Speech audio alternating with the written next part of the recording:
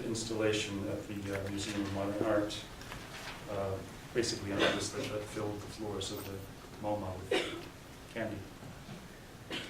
And the viewers could just walk in and take all the candy they wanted, and they did, of course. So, I have no idea what that means, I just thought it was fun.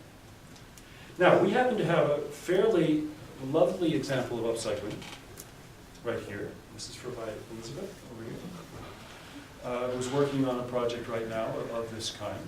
So I thought I should show it to you, since we have a local example, and a rather fine one, who has repurposed and is repurposing stuff like this, like these bags, into rather elegant creations, which do not bear any relation or resemblance to the original item. In other words, just like the Margiela creation here, of course when I told you it's candy wrappers, it's perfectly obvious, but the candy wrapper itself has disappeared, if you will.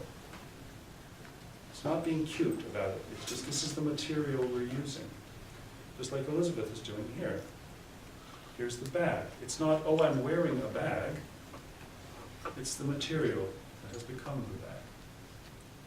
So essentially the harvesting becomes the recyclable item, but the recyclable item disappears. And now we're onto something. Now we've got a way of doing this in an elegant, upcycled, value-added way that would be attractive to the market, is manufacturable in 3 to a size or whatever. Of course, you might not get the same bag again, but a little boutique situation would sell these things, and they are wearable. So here we go. Now, is this anti-consumerist? I don't think so. I think it just requires some education. I think it requires a little bit of propaganda, but not an awful lot. So I think this is a very viable way of performing this delicate little revolution, of upstaging the fashion system with a recycled system by hitting it from the top. Okay? So the way craft comes into this is that by talking about it as artisan, in the way that the Margiela crowd was very clever in doing, and in a way that Elizabeth started working on, without necessarily discussing it in those terms, but we'll discuss it in those terms from now on, Elizabeth. We can educate manufacturers and consumers using the language of couture. So it isn't garbage fashion. It isn't trash and shows. It is now artisan work using recycled materials. Is this wordplay? I don't think so. I think it is actually a solution. Now, of course, there are a couple of things we have to do, one of which is to work with this rather different world that we're in now, in terms of what is local and what is global. And of course, we have all the technology. We have all sorts of fun technologies which were not available in the early days of couture, which can allow us to do things in a way that is much more efficient, much faster, and possibly even more fun. So what do? We have to redefine the model of the consumer, but that definition is easy because we've already been there. We have a 150-year tradition of couture. We just have to question the latest batch of consumerism that has taken us into the world of fast fashion, and we have to adjust the attitudes toward clothes. So in other words, we go back to the kind of long-term thinking that used to be part of this business. We, as we do it, promote the 3 R's and the buybacks, right? Which you might be already doing. You might, some of you, anybody already in the habit of doing that? Are you buying clothes that you're sending back? No? Why can't I ever remember the name of the outdoor wear company that does that? Patagonia? Patagonia, yeah. Anybody send back a Patagonia garment? No? Okay. There are some jeans brands that do that too.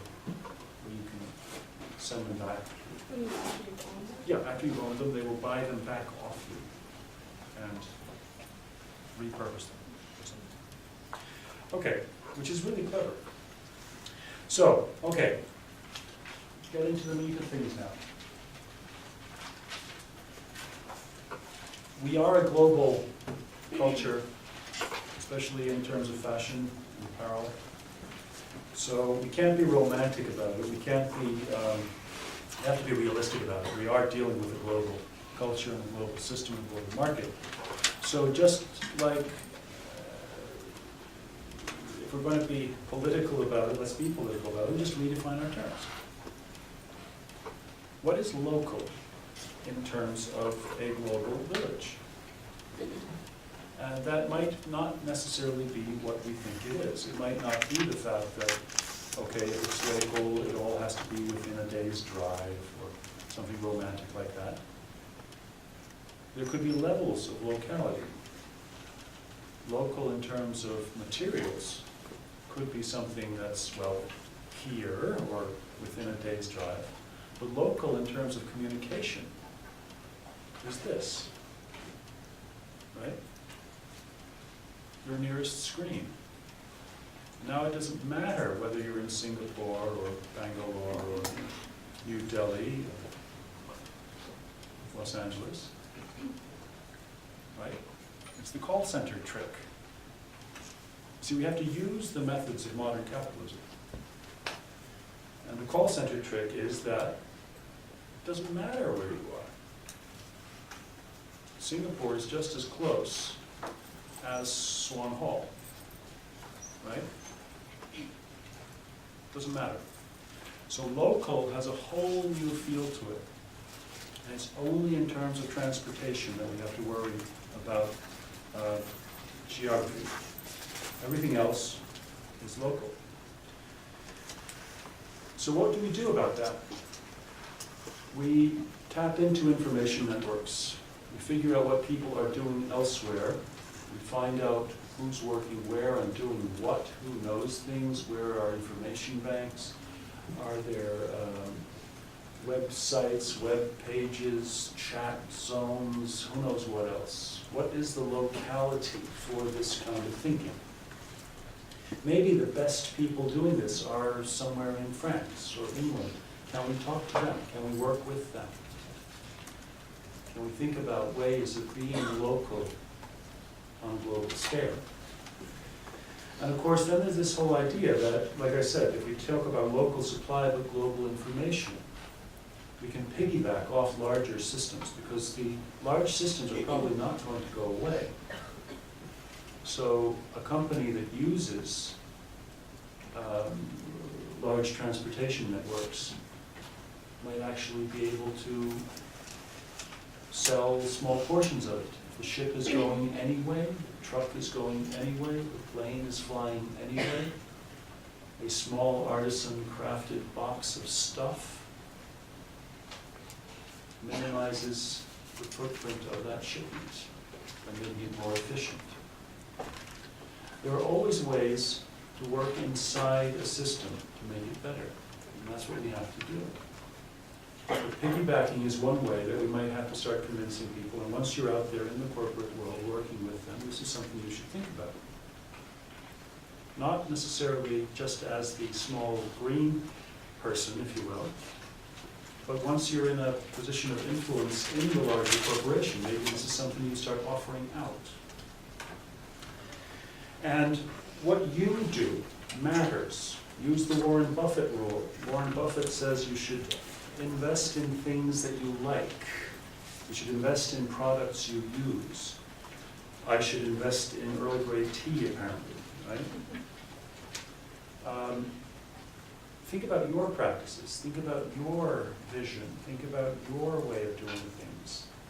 And if you can think of a way that you would find attractive or better or, well, or you look at the flip side, something you would find difficult to do, then odds are you already know what a large segment of the population will do. You in here are fairly typical of a very large section of the consumers we are dealing with. So the first step is to examine your own practices. And that brings us to, and right on time, I might add, to the 7 stages. All right, so let's very quickly walk our way through a design process and look at the questions we would ask. Now, given all this, all right, all of this has now been setting the stage. So what is it that we think about? We have all these choices as designers. Now let's all play designer now for a couple of minutes. We have all these choices to make about what to address, what needs are we fulfilling, what constraints will we be working within, what are the aesthetic choices, what are the production choices, what do we do with all this? And notice the emphasis on an ecologically friendlier design process, right? Same hedging there. We can't be perfect, but we can always be better, right? So if we can improve a little bit here, a little bit there, start setting precedents, start being examples, start being role models. Now the interesting thing is that if design is about fulfilling needs within constraints, being green is both, which is a very good way of understanding how important it is, in that we both need it to happen, and it also decides what will happen. In other words, if we are going to do this, it's an inevitability. It's going to be there. And once you're out there in the business, 10 years from now, 15 years from now, these will be things you're thinking about, barring some kind of technological miracle. Okay? Technological miracles, few and far between. So, the design process, and that's the 7 gates. Now the first thing we have to do is to be inspired. We have to want to do this, right? We have to want to do this.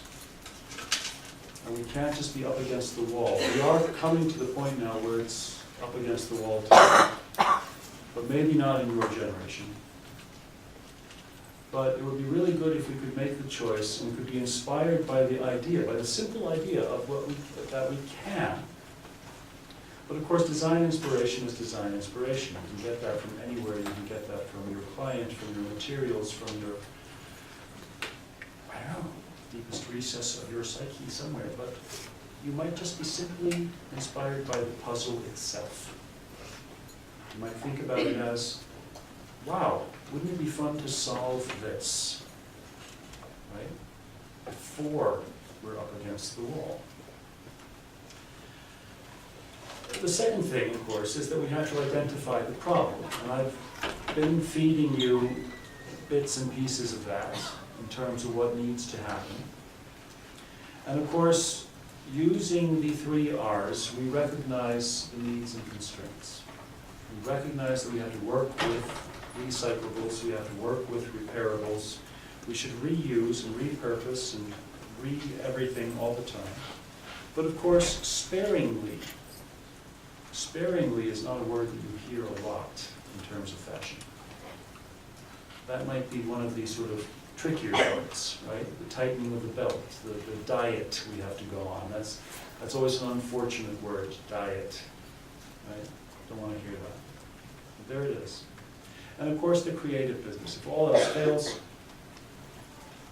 go nuts. Be creative, be strange, be silly. That's what couture does, that's what style does. The third one, where we have to come up with a concept. Now here's an interesting thing.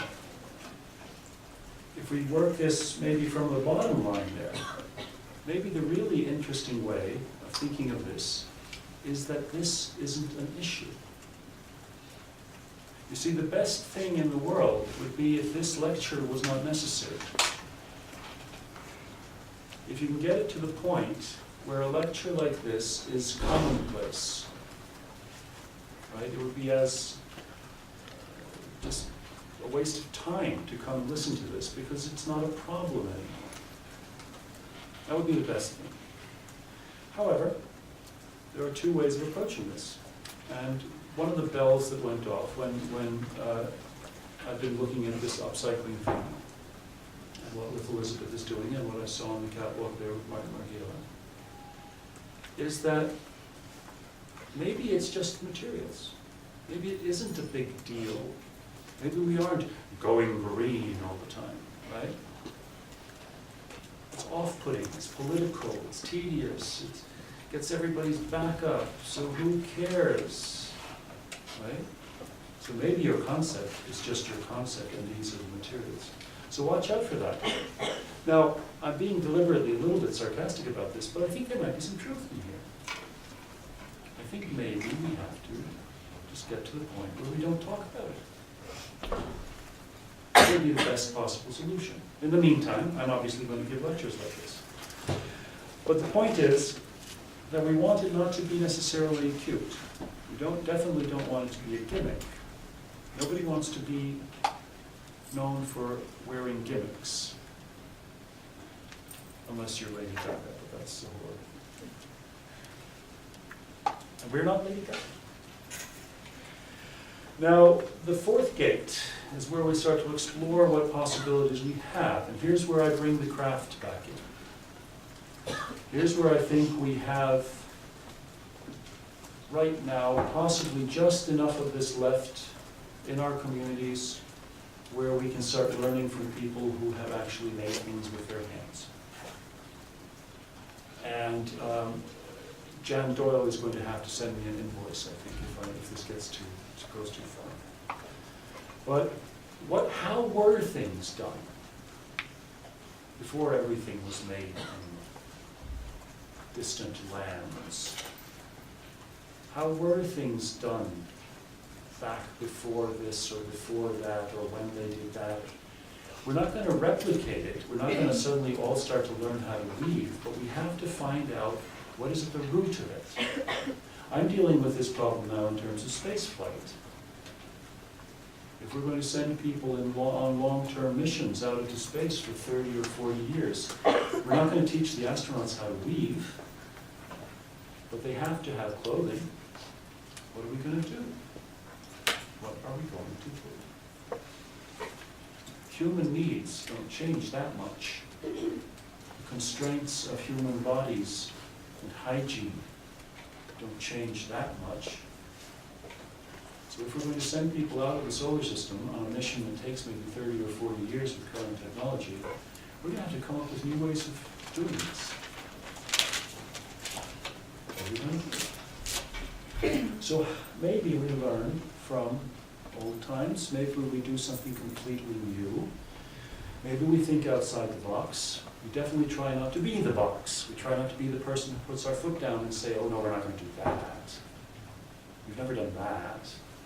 Nobody does that, right? We're not going to be that voice. And of course, in the words of the wonderful Hunter S. Thompson, when the going gets weird, the weird go pro.